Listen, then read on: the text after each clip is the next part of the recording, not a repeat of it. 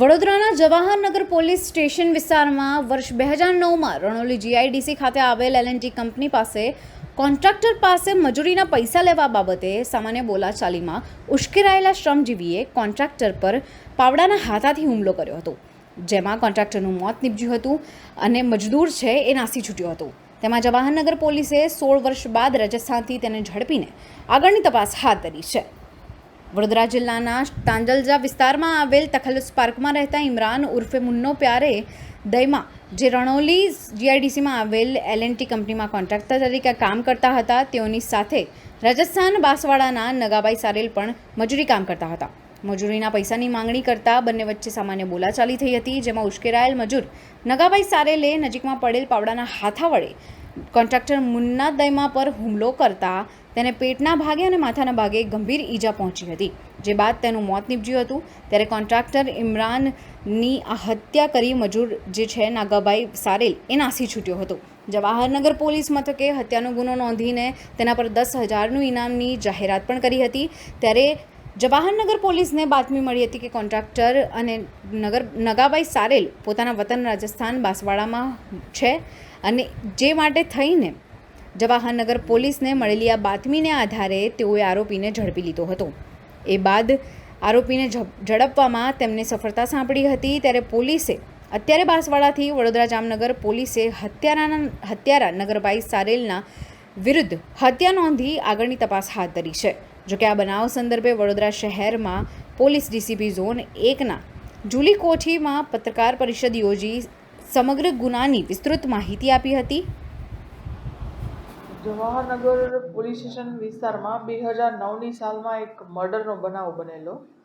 L&T જે કંપનીની office છે એના પરનો જે રોડ છે ત્યાં મુન્નાભાઈ ઇમરાન ઉર્ફે મુન્ના કરીને એમની હત્યા કરવામાં આવી હતી। જે તે સમયે આરોપી નાસ્તો ફરતો હતો, આરોપી કોણ હતો એ પણ ખ્યાલ નહોતો અને કયા બાબતે ઝઘડો થયો એ પણ ખબર ન હતી।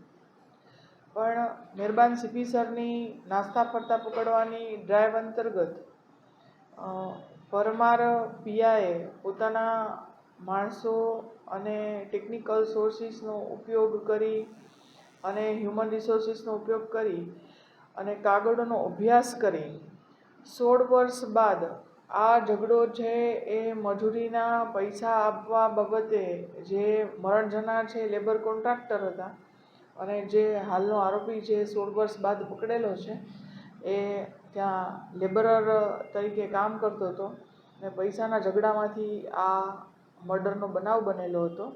અને આ આરોપી રાજસ્થાનના બાંસવાડાનો છે।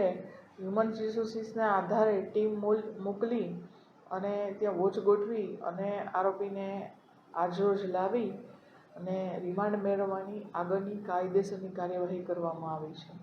મેડમ, આરોપી ઉપર ઇનામ પણ જાહેર કરવામાં આવ્યું છે, જે તે વખતે ઇનામ જાહેર કરવાની શું સાતામ અત્યારે મુજબનું વોરંટ પણ નીકળેલું હતું, છતાં પણ આરોપી અટક થયેલો ન હોય ઇનામ જાહેર કરવામાં આવેલું હતું અને એને શોધવા માટેના બધા જ પ્રયત્ન કરવામાં આવેલા હતા। પણ આરોપી પણ ખુદ ગુનેગાર હોય, પોતાની જાતને બચાવવા માટે રાજસ્થાનના અલગ અલગ જિલ્લાઓ ગામડાઓમાં રહેતો હોય અને મજૂરી કરીને પોતાનું જીવન ગુજારતો હોય, એમની માહિતી મેળવવી મુશ્કેલ પડી હોય એટલે ઇનામ જાહેર કરવામાં આવેલું હતું।